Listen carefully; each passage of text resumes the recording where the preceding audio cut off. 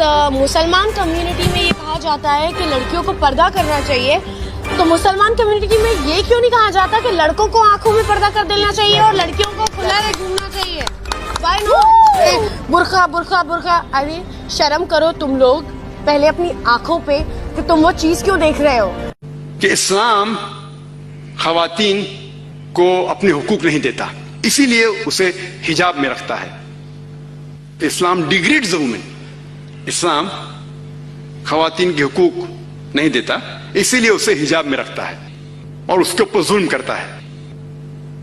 اس جواب کے پہلے ہم یہ سمجھ لیں کہ تاریخ میں ہم پڑھیں گے خواتین کے ساتھ کیا سلوک کیا گیا ہے، وہ ہم جان لیں، پھر ہم جواب پہ آئیں گے.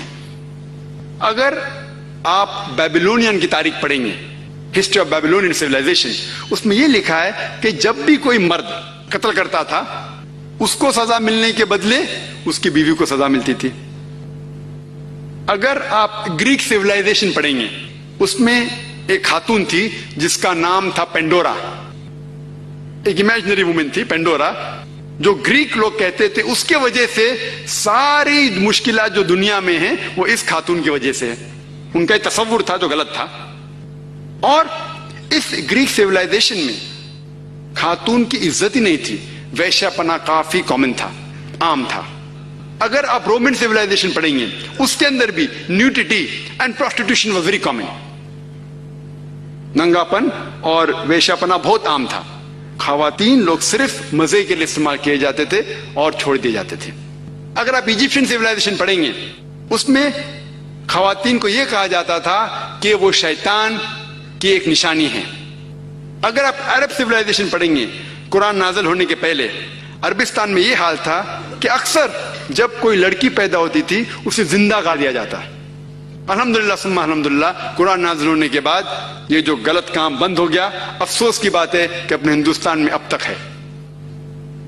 اسلام ایک وہ مذہب ہے اور محمد صلی اللہ علیہ وسلم وہ شخص ہے جن نے خواتین کا عہدہ اونچا کیا.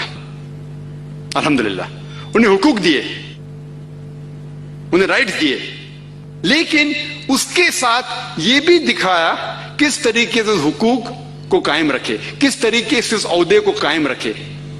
ایک ہوتا ہے کہ کہنا کیا کرنا اور کس طریقے سے قائم رکھنا وہ بھی بہت ضروری ہے. تو اسلام نے یہ بتایا کہ جب الحمدللہ خواتین کو اٹھایا گیا ہے اور کلی طور پہ عام طور پہ مرد اور عورت اسلام میں برابر ہیں، کچھ چیز میں مرد کا درجہ اونچا ہے، کچھ چیز میں عورت کا درجہ اونچا ہے، لیکن کلی طور پہ دونوں برابر ہیں.